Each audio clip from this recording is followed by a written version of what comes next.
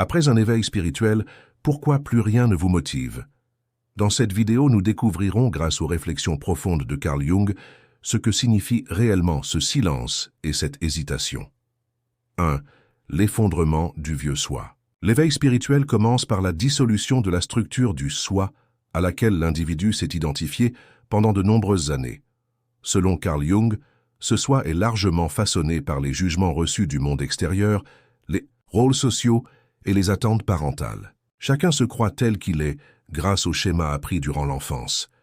Des croyances inconscientes telles que « je dois réussir »,« je dois être aimé de tous »,« si je fais des erreurs, ma valeur diminue », constituent le fondement de la personnalité. Cependant, ce soi ne reflète pas la véritable essence.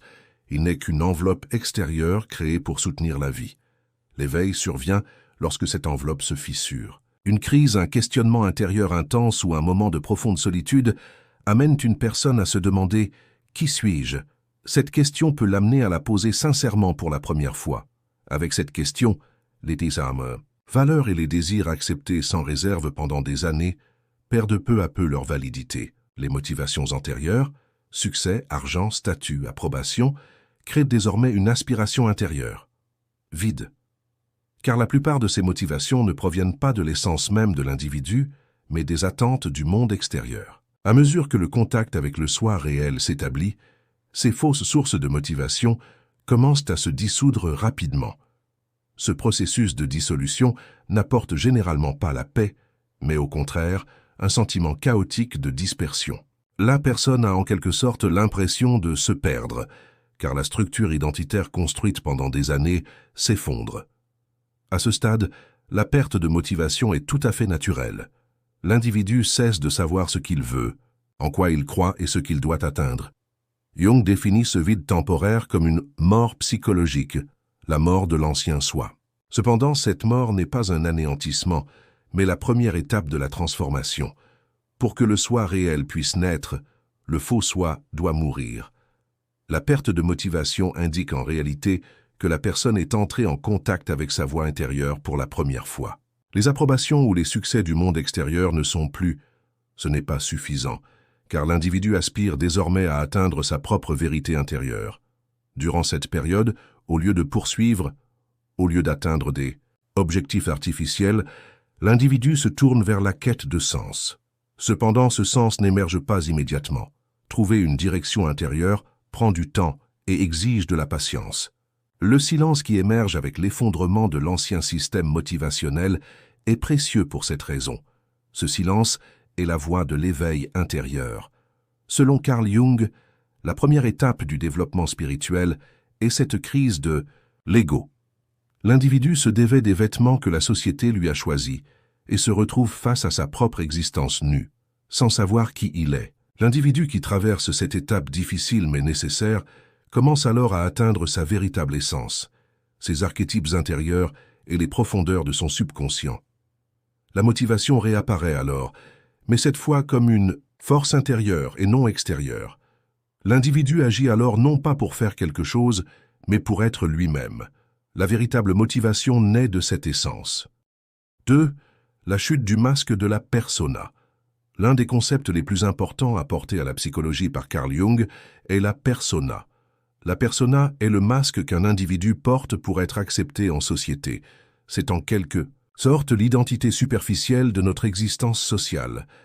Chacun assume certains rôles au sein de sa famille, de son école, de son travail et de son environnement social. Il adopte certains comportements sous des étiquettes telles que professeur, avocat, mère, étudiant. Cependant, ces rôles ne reflètent pas la nature profonde de la personne. Selon Jung, la persona agit comme un filtre entre le vrai soi et la société. Et avec le temps, l'individu commence à considérer ce masque comme sa véritable identité. L'éveil spirituel commence avec la chute de ce masque. Lorsqu'une personne prend conscience du caractère artificiel de sa persona, elle réalise que les identités sociales qu'elle a entretenues pendant des années ne représentent pas son essence. Cette prise de conscience est généralement perturbante, car la persona offre à la fois acceptation sociale et sentiment de sécurité.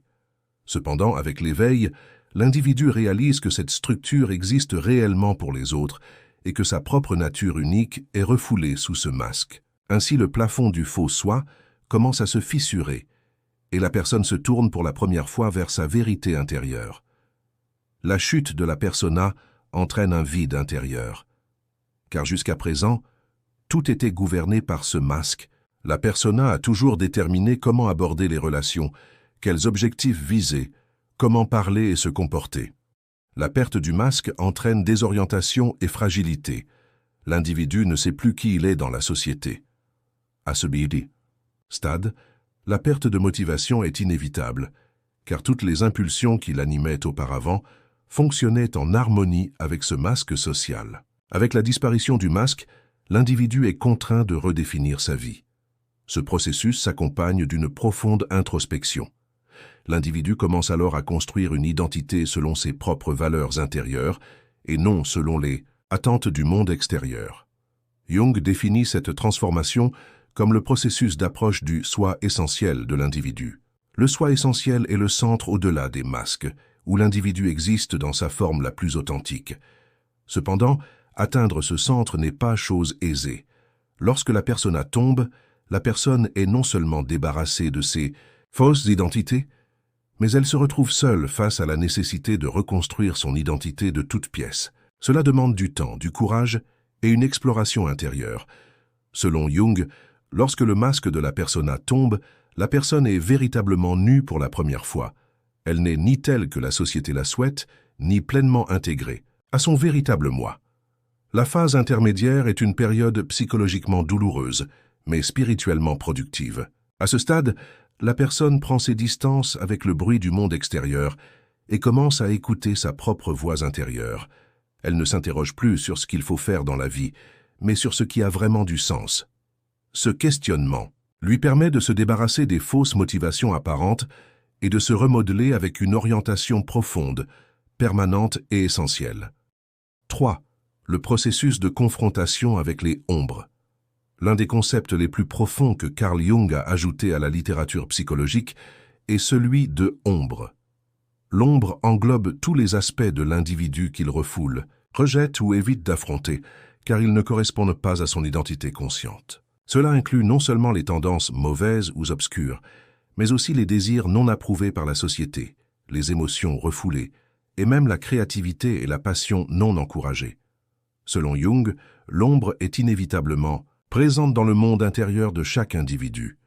Ce n'est pas un ennemi à détruire, mais une part de soi à accepter et à intégrer. L'ombre fait surface lors du processus d'éveil spirituel. Lorsque la personne abandonne le masque de la personnalité, l'obscurité intérieure jusque-là refoulée commence à se manifester. Les sentiments de colère, de jalousie, d'arrogance, de peur, de dépendance ou d'inutilité qu'elle rejetait auparavant en disant « Je ne suis jamais cette personne », refont surface un à un.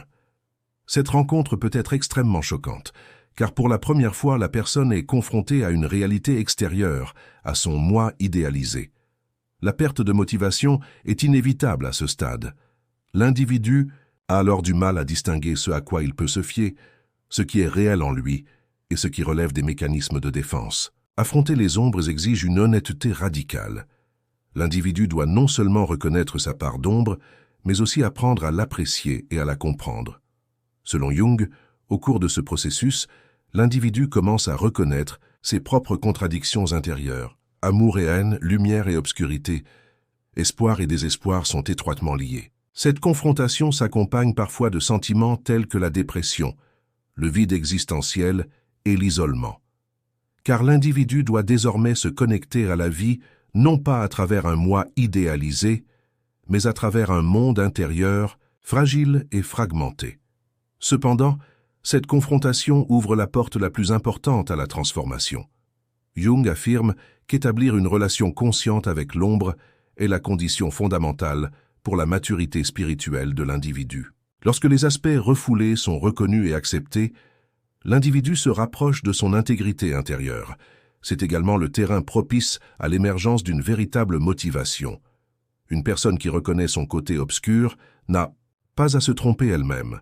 Elle développe une compréhension plus originale, plus profonde et plus honnête de la vie. Une personne qui fait la paix avec ses ombres ne se tourne plus vers des motivations extérieures, mais vers l'intégrité intérieure. Affronter ces ombres est peut-être l'étape la plus difficile, mais aussi la plus transformatrice de l'éveil spirituel. Ce processus entraîne l'individu dans un voyage au cœur du chaos intérieur. Durant ce voyage, la perte de direction, l'indécision et l'hésitation sont fréquentes, car l'ancien système s'est effondré et le nouveau n'a pas encore été construit. Mais selon Jung, l'individu qui a intégré ces ombres commence à trouver sa voie non pas à partir de fausses impulsions, mais à partir de sa propre vérité intérieure. À ce stade, la motivation renaît, mais cette fois sous la forme d'une force intérieure, d'un appel de l'âme et d'une connexion authentique avec la vie. 4. Une nouvelle quête de sens. Le processus d'éveil spirituel après l'effondrement de l'ancien soi et la confrontation avec les ombres conduit l'individu à un vide inévitable. Ce vide survient lorsque les valeurs, les désirs et les objectifs qui régissaient sa vie antérieure perdent toute validité. Selon Jung, la personne est désormais appelée à se tourner vers les vérités du monde intérieur, plutôt que vers les significations du monde extérieur. Cependant, cet appel n'offre pas de voie claire au départ. L'individu ne recherche plus le succès extérieur, l'approbation ou l'appartenance, mais une quête de sens existentiel. Cette quête est à la fois perturbante et profondément transformatrice. Selon Jung, le véritable sens émerge sur le chemin qui est en harmonie avec l'âme de chacun. Cependant, ce chemin est différent pour chacun et ne peut être défini par des normes extérieures. La personne commence alors à se poser les questions suivantes. Quel est le but de la vie? Qui suis-je et pourquoi suis-je ici? Dans quelle direction dois-je utiliser mes talents? Les réponses à ces questions ne se trouvent pas à la surface, mais cachées dans les profondeurs de l'inconscient. C'est pourquoi Jung décrit ce processus comme un voyage de découverte intérieure. L'âme appelle alors la personne au-delà des objectifs superficiels, mettant en lumière le besoin d'établir une connexion plus profonde et plus universelle. Durant cette période, de nombreux aspects de la vie de l'individu perdent leur sens. Le métier qui le passionnait auparavant ne l'enthousiasme plus, les relations sociales semblent superficielles et même le quotidien peut perdre son sens. L'énergie de cette transition spirituelle est à l'origine de la perte de motivation. La personne ne désire plus avoir plus, mais savoir qui elle est vraiment. Cependant, ce sens ne vient pas d'un coup, tout comme un sculpteur travaille patiemment à façonner le marbre. L'individu doit patiemment forger son véritable moi. C'est un processus douloureux de solitude, de silence intérieur et de patience. Jung affirme qu'à ce stade, l'individu est généralement confronté à des symboles du moi. Les rêves, l'art, la mythologie, la nature et les intuitions instinctives peuvent ouvrir les portes de ce nouveau sens. Ces symboles reflètent le besoin de l'individu d'atteindre la plénitude intérieure plutôt que la réussite extérieure. Ce qui compte pour l'individu n'est plus ce qu'il possède, mais ce qu'il intègre à sa vie. Cette transformation reconstruit la motivation de l'individu, non seulement dans son esprit, mais aussi dans son cœur et son âme. En ce sens, la motivation est désormais l'expression d'une harmonie intérieure. La quête d'un nouveau sens représente l'étape la plus profonde de l'éveil spirituel. À mesure que ses anciennes identités et ses anciens objectifs s'effacent, l'individu se retrouve dans un état de désorientation spirituelle. Cependant, une nouvelle orientation commence à germer au sein de ce chaos temporaire. Cette orientation relève davantage de l'intégrité spirituelle que de la réussite personnelle. Selon Jung, l'individu commence à vivre pour se souvenir de qui il est. Ce souvenir transforme radicalement son rapport à la vie. La vie n'est plus une lutte pour obtenir des choses, mais la manifestation d'une vérité intérieure dans le monde extérieur. C'est là que naît le véritable sens. 5. Silence de l'âme. Au dernier stade de l'éveil spirituel, la transformation vécue par l'individu évolue non seulement vers un silence mental ou émotionnel, mais aussi vers un silence existentiel. Carl Jung définit cet état comme l'état d'écoute de l'âme, qui apparaît après la désintégration du moi conscient. Bien que ce silence puisse sembler un vide vu de l'extérieur, il s'agit en réalité d'un profond processus de restructuration du monde intérieur. La personne ne veut plus parler, expliquer, se fixer des objectifs ou atteindre un but, car ces systèmes internes se sont arrêtés pendant un certain temps après de longs conflits et transformations. Cet état d'arrêt n'est pas une perte de motivation, mais un processus silencieux de réalignement de l'âme. À ce stade, l'individu, auparavant occupé à écouter le bruit du monde extérieur, prend conscience des échos intérieurs. Le silence n'est plus une déficience, mais un état de maturité. Selon Jung, cette période de silence de l'âme indique le processus psychologique de préparation à la renaissance. Cette renaissance ne se produit pas immédiatement. Tout comme la terre et la graine attendent un certain temps avant de germer, l'âme a besoin de silence pour façonner sa propre réalité intérieure. Ce silence permet également d'établir une connexion plus intuitive avec la vie et l'univers. Dans le silence de l'âme, l'individu est souvent confronté à la solitude. Cependant, cette solitude n'est pas synonyme d'isolement. Au contraire, elle est une opportunité de se rapprocher de son essence profonde. Jung appelle ce type de solitude « solitude créatrice », car à ce stade, l'individu ne ressent plus le besoin de s'accrocher à des approbations extérieures ni à des identités sociales. Dans ce contexte, la perte apparente de motivation montre en réalité que l'individu a commencé à agir non pas selon des impulsions extérieures, mais avec un silence intérieur. Dans ce silence, l'individu découvre sa propre vérité intérieure, non seulement en l'entendant, mais en la vivant. Cet état de silence spirituel permet à ses sens et à sa perspicacité de s'aiguiser à nouveau. Désormais, les petits détails de la vie prennent tout leur sens. Le chant d'un oiseau, l'effet du vent sur la peau, l'éclosion d'une fleur. Tous ces détails révèlent des aspects de l'existence jusque-là inaperçus. Le silence de l'âme intériorise la relation de l'individu à la vie et lui permet de se retirer de la surface vers les profondeurs. Ce silence crée une immobilité productive. Bien que l'individu semble inactif, il est en réalité engagé dans un profond travail spirituel intérieur.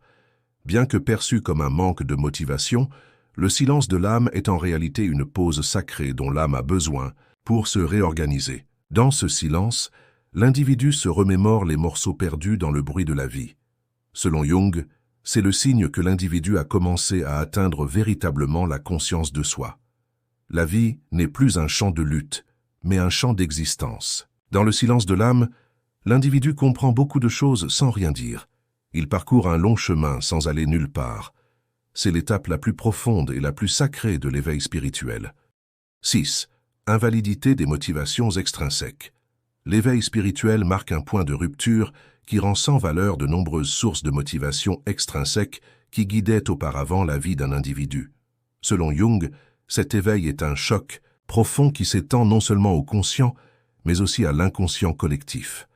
Au cours de ce processus, la personne réalise que le succès, le statut, l'approbation et même les gains matériels qu'elle poursuit depuis des années ne la satisfont plus pleinement. L'idée que tout ce qui la motivait auparavant n'est qu'une illusion crée initialement une prise de conscience traumatisante.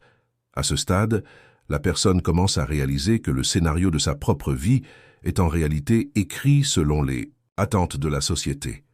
L'invalidité des motivations extrinsèques désigne l'effondrement d'un système, non seulement au niveau personnel, mais aussi au niveau collectif. Les objectifs déterminés par des facteurs externes tels que l'éducation, la carrière, les institutions familiales ou l'environnement social ne sont plus compatibles avec le monde intérieur de l'individu. Selon Jung, cette incompatibilité devient plus visible à mesure que l'individu entre dans le processus de soi. L'individu qui commence à découvrir sa propre nature unique réalise que les succès et les récompenses extérieures ne lui procurent plus de satisfaction intérieure. Cela crée un état d'insensibilité aux stimuli extérieurs et une sorte d'engourdissement spirituel. Cependant, cet engourdissement est un processus de purification intérieure au cours duquel la véritable motivation renaît. Durant cette période, une pause significative est observée dans le comportement de l'individu. Les projets qu'il poursuivait, autrefois avec enthousiasme, peuvent désormais lui sembler une corvée inutile. L'attente d'approbation sociale ou d'applaudissement perd de son importance spirituelle, car l'individu ne veut plus vivre selon les critères du monde extérieur, mais selon sa propre boussole intérieure. Selon Jung, le fait de ne pas avoir pleinement découvert cette nouvelle boussole intérieure est perçu comme un manque de motivation. Cependant, Ce manque est une conséquence naturelle de l'effondrement de l'ancien système et constitue une phase transitoire temporaire. La véritable motivation émergera lorsqu'elle sera rétablie avec intégrité intérieure. Ce processus transitoire s'accompagne également d'un vide intérieur. La personne ne sait plus à quoi s'accrocher. Cette situation entraîne une grave crise de sens, notamment dans les sociétés matérialistes. L'individu a identifié le succès à la productivité et à la performance. Cependant, la motivation à produire s'est estompée et a été remplacée par un silence interrogateur. Selon Jung, ce vide n'est pas une perte, mais une opportunité pour l'âme de se retrouver seule avec elle-même. L'effondrement des motivations externes est un vide nécessaire à l'individu pour accéder à ses propres ressources intérieures. Grâce à ce vide, l'individu perçoit clairement non seulement qui il est, mais aussi qui il n'est pas. L'invalidation des motivations externes est l'un des indicateurs les plus marquants de l'éveil spirituel. Dans ce processus, l'individu non seulement abandonne ses objectifs extérieurs, mais redéfinit également le concept de motivation. L'objectif n'est plus de suivre la voie tracée par les autres, mais de dessiner sa propre carte intérieure. Ce nouveau type de motivation est silencieux, profond et personnel. Cet état, que Jung appelle le soi intégré, permet à l'individu de vivre en harmonie avec un ordre intérieur et universel. L'invalidation des motivations externes revient essentiellement à fermer le rideau pour que la vérité intérieure entre en scène. 7. La quête de l'âme vers un nouvel ordre. Le vide le plus profond qui se crée dans la vie d'un individu après l'éveil spirituel est l'incertitude quant à ce qui restera valable après la dissolution des anciennes structures. Carl Jung définit cette étape comme le besoin d'un nouvel ordre, né du chaos intérieur. L'individu ne cherche plus à progresser en s'accrochant à des objectifs extérieurs, mais en écoutant les nouvelles orientations de son âme. Cependant, cette progression n'est pas linéaire, mais essentiellement circulaire. L'âme a besoin d'une structure authentique et profondément enracinée, et non d'un ordre artificiel établi à la hâte. Dans ce processus, le manque de motivation n'est pas seulement l'inaction, mais aussi le processus de repli de l'âme sur elle-même pour construire un nouvel ordre. Selon Jung, cette quête d'un nouvel ordre est directement liée à la maturation de l'individu dans son processus de soi. L'individu a perdu le sens de son ancienne vie, et tout en faisant le deuil de cette perte, il s'est également engagé dans une restructuration intérieure. Cependant, cette structuration progresse non pas au rythme du monde extérieur, mais au rythme de l'âme.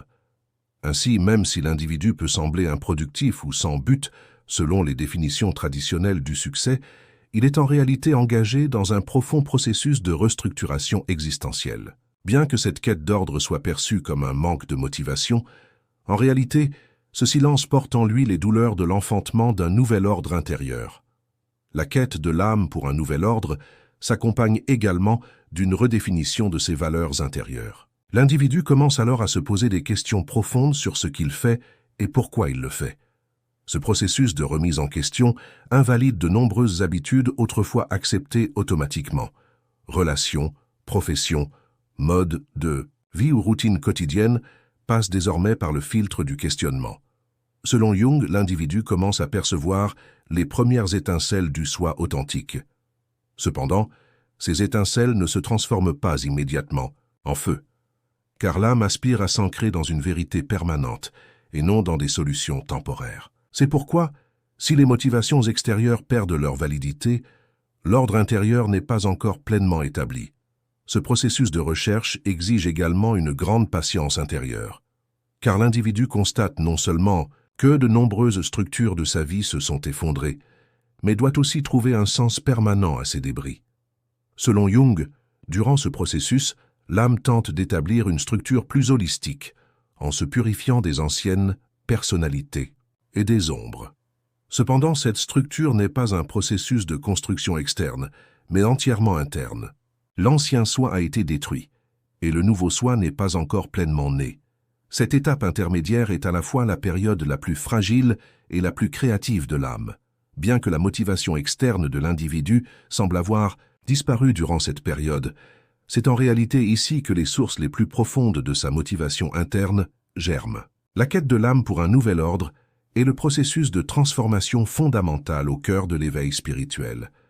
Avec l'effondrement de l'ancien ordre, l'individu se tourne vers la création non seulement d'un nouveau style de vie, mais aussi d'une nouvelle forme d'existence. Ce nouvel ordre est façonné non par l'approbation d'autrui, mais par la fidélité de l'individu à sa propre essence spirituelle.